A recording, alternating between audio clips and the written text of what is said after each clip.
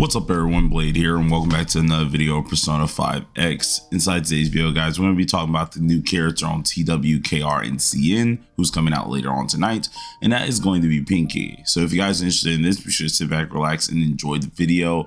Hit the like button, hit the subscribe button. We are trying to hit 20k subscribers, at least I almost said today. Jesus, we're trying to hit 20k subscribers before April 18th here, being the TW and KR anniversary, or at least the whole week of that time period. So if you guys are able to help me, it would mean a lot here. But without further ado, let's get into the video. I know a lot of you guys see Luful just sitting here at the table, but yeah, no, we're not talking about cards. We're not playing with cards today. We are only looking at Lefel.net. Now, my dumb behind forgot to go ahead and what's it called, full screen there. But the character here today is going to be Narumi, or either aka Pinky. Pinky is a new size single target DPS that's coming out, and is one of the few characters that I actually do have a little bit of interest in. And the main reason here is because of extra turns. If you are anyone who's been on my channel for quite some time, I am in love with extra turn units, whether it's either Joker or whether it's either my beloved A6 Ange. So when I found out that this character had extra turns, it definitely made my head turn a little bit more to her to really just see exactly what she can do. From what this states here is she's a single target damage dealer who can gain additional turns every 2 turns. Alongside of this here, she can be a thorough wonder support here, and she's also able to go ahead and actually deal additional turns. So now this is going to be cool because a good part about her is she isn't having a crazy rotation. It is a 1-2-3 rotation from what it says here. And the most that we do need to know is that her 3 skill is going to be the burst down damage skill.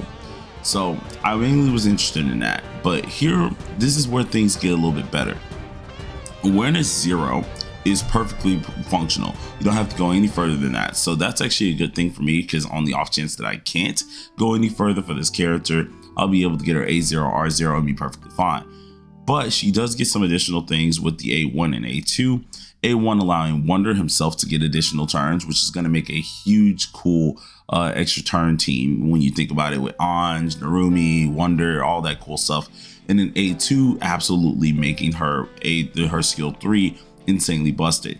Now her skill 3 automatically is going to be insanely busted here. From what I've heard about her, she's going to make sure she does a ton of damage here.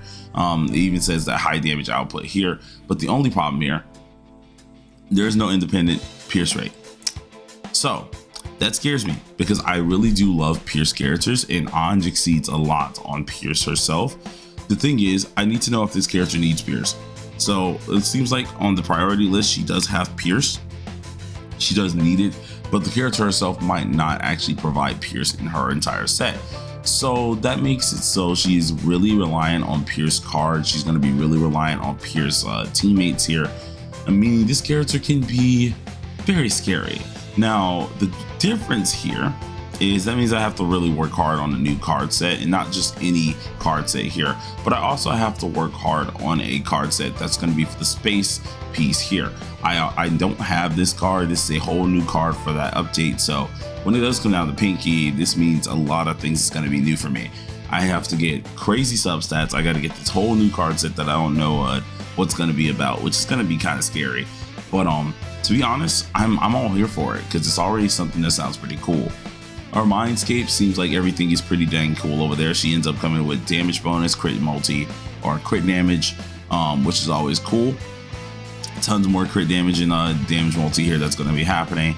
Rotation, once again, does not look too hard. It's just 1 2 3 1 2 3 1 2 3, which is pretty dang cool.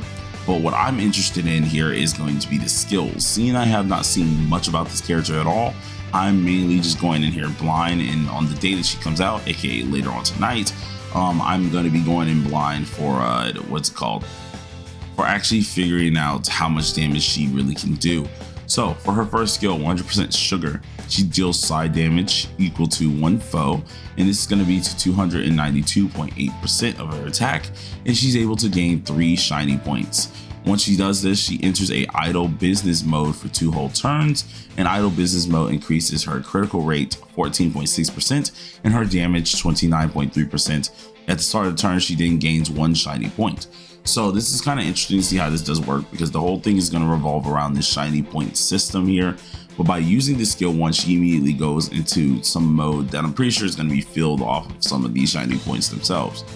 The mode itself is going to allow her to get the crit rate, meaning that, of course, as a setup skill, this is going to help you set up for the rest of your damage turns.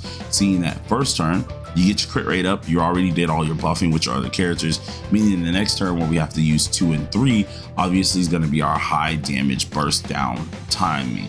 She's more of a, what's it called, a 2-turn DPS, which is pretty darn cool, because then at that point it lines up perfectly with Dionysus, it lines up perfectly with a lot of those 2-turn type buffs here, and then it also lines up with our 3-turn buffs as well. So I mean, like, if there's times that we do need to buff again, the next time you would technically have to buff, let's say if you have no pay to win skills here, I think Revolution would be on a 3-turn anyways, or Rebellion's on a 3-turn anyways, so technically you have 2 turns. Let's say you Rebellion first turn here, Terrakaja's second turn. The second turn, or the third turn, is where you're gonna have to use your Rebellion again to refresh it, and you'll be perfectly fine. Or you can either use it again on the what's called DPS turn, whatever works out for you, because technically Rebellion would be lasting for 1, 2, 3, and then on the next time you would have to refresh it at the 2-3 mark. So I mean, pretty interesting to see with this first skill. Second skill is called Cake Boom. This does damage to all foes, which is the AoE move here, by 404%. This also distributes the damage between all foes. Once this does happen, if she is in the idle business mode after using this skill, she ends up getting double shiny points for this, so that's cool. We get more shiny points out of it. So technically, first turn we're at like 4 shiny points, and then here we'll be at 8 immediately, which is also cool. Then of course we have the third skill called Live of Love. This deals side damage equal to 1 foe by 349.8% of attack. Then whenever she's in Naruru, she then does deal bonus side damage equal to 10.1% of attack for every shiny point that she has. So on the off chance that she uses this, right, we end up having let's check here. Does she start with any? 1, 2 here, blah, blah. I don't think actually she does. She might start with 1, maybe, I don't know. But let's say here, right, you got your skill 1 shiny point right there, we get the extra, that's 4. We double this by 2. Boom, now we're at 8. When we come to here, we will have 10.1% for every shiny point. We have 8 stacks, that's 80% extra damage right there for attack percent, which is going to be great. But if we can manage to get 2 more stacks somehow, which would be great here, whenever we reach the 10, we will then deal bonus side damage equal to 100.5% of attack, and also gain 50% damage when activating this skill. Now, what's not adding up is I do feel like we should get the extra somehow, someplace in between this. We're getting an extra 2 shiny points. It has to, because I feel like if she works perfectly with her kit, obviously she will have all of these stacks, but I won't know until, of course, I get my hands on the character and try it myself. But I feel like there's 2 shiny points that are missing from here that are probably provided in the A0 or something else. Maybe I miscounted, but if we have 8, obviously we don't get that extra bonus there, which isn't really a huge biggie. She's still going to deal a ton of damage, but if we do have 10, we get that extra bonus. We then have the highlight where she does side damage, and it's focused on one person, being 535.9% of attack. It increases Narumi's attack based on 20% of Wonder's attack itself, which is always cool. Then of course we have our 2 passes being Heat. She increases damage by 36% on extra actions. And then biggest fan here, when Narumi receives an active skill from Wonder targeting herself, she permanently increases attack by 21%, and this can stack up to 2 times, meaning about 42% overall. Pretty cool. Now, we already know that her A0 is already pretty dang solid. She's nothing that we have to really go over there. The A1 and A2 do make a little bit of a difference here, with the A1 giving her an extra turn for Wonder, while also allowing her to restore SP for him on the extra action. Alongside with this here, we do have a 1-turn cooldown, so this is obviously going to happen quite a lot as long as you have the A1, which is pretty cool. And then she's also able to activate all buff effects on her extra action while increasing critical damage during the extra action by 30%. Awesome. Skill A1's pretty dang cool. I feel like A1's a solid one if you wanted to go a little bit further for dupes. A1's definitely a solid one to go for. Now, A2 is the one I keep hearing a lot of talk about, especially when it comes down to really min-maxing this character dupe-wise. And it seems like this one has maximal stacks of shiny points to 16. So instead of 10, I guess, being our gap, now we have 16. Alongside of this, she grants 1 bonus shiny point whenever Wonder uses a Persona skill, which is cool because then that technically means 2 bonuses. Remember, Wonder gets an extra turn. So if Wonder goes, that's 1 shiny point, then the extra turn procs, then of course it's 2 shiny points. So right there, we got 2 of them immediately. We then are able to upgrade one of our skills, Live or Love. And this one allows us, whenever our shiny points are at 16%, we then get additional increased effects for every shiny point to 1.5. So instead of it being the normal 1x, I guess it goes up to 1.5, allowing our effects to be even stronger, meaning more damage. Pretty dang cool. I think the best thing to take away from this is instead of 10 shiny points, we get 16. Meaning there most likely is a way that you're gonna always hit a ton of your shiny points as long as you're getting your what's it called, your extra turns on point. So pretty dang cool. Ooh, see, this is what happens when you do this early morning yawns. But we go ahead, got that all done. Nothing too crazy here, but I'm really interested on this A6. From what I heard, this A6 is actually freaking crazy. And so a smile just for you. After taking the extra action, Spotlight Unleashed, you do not remove her Naru state and these shiny points. So now she keeps her shiny points permanently. She keeps the Naru state, and she immediately gains an extra action called Promise Meeting, and this restores 15 SP. In this extra action named Promise Meeting, it counts as an extra action for Spotlight Unleashed. At the end of the extra action Promise Meeting, she then removes Naru and all of her shiny points. So pretty much what happens is she goes in this state where she can't remove none of that stuff, right? Meaning you're getting utmost amount of damage, you get the extra turn, you get everything you need, and it's just going to be another unit that is nuking as much as possible with extra turns. If you are able to pair this with Wonder going extra times, Anj already going extra times, and I want to know who else is actually in our team, so I'm curious. Hold on, let's check. Oh Lord, they have JNC and Turbo. Okay, so technically you have Wonder going extra times, Turbo going extra times, Anj going extra times.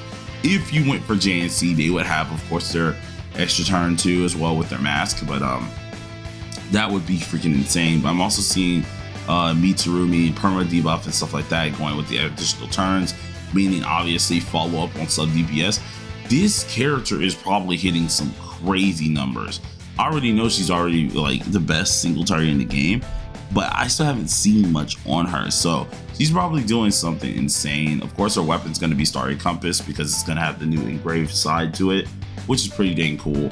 But I'm scared, man. I'm scared because like the team already looks fearsome here, and I'd love to see that JNC are actually being used for her because I kind of like, yes, I love Summer Marion. Yes, I do love using like Windvast, but JNC I feel like definitely needed a little bit of love here. So it's good to see that they're actually starting to get used, especially on TW where they're at their peak amount of usage. So pretty cool. You would have a lot of extra turns in your team, meaning the damage output is going to be just insanity. But we didn't have our 5-star weapon being Sugar Encore. This increases her crit rate by 18.1%. And then whenever she gains Naru, she increases her critical damage by 32.8% for 2 turns. So think about that. If she's able to get Naru, she's getting that 32.8%. And in that A6, if she had that, she is going ballistic. But she increases her attack by 42.5% on extra action, which is always cool. I'm interested to see how that's going to work. The 4-star weapon itself, whenever she does gain shiny points, she increases her damage, which is always nice to see, by 26%. Only downside about this is she's not gaining any critical rate or crit damage out of this. So other than that, I mean, like the 4-star weapon seems like it's workable because either way you're getting half of the attack percentage that you get, because they have 42.5% on extra action on the 5-star weapon, while this one has just base 24%. And then the increased damage is also very helpful. The only thing that you really truly are missing out is just that critical rate and crit damage. So I think the 4-star weapon, if we're looking at it from that standpoint, might be viable, but of course I have to do my testing there and we'll have a couple videos talking about that. Other than that, I'm very excited about this character. She's one of the few units that is just pretty dang cool to pretty much see. The only downside is, as much as I want to dupe her out, It's gonna come down to a few things. One, how much I really love this character, and two, how good Koromaru is, because Koromaru, as we do all know, has been somewhat confirmed here with the knife that he has. So I'm pretty positive that I need to wait it out before I just try to A6 this character, because man, she looks freaking awesome. And like down to freaking just outfits and everything, she looks amazing. But the only downside is the dog is next, and you know I gotta get the dog. But anyways, you guys let me know how y'all feel about her. I'm excited to get it later on today. But till next time, everybody, peace out.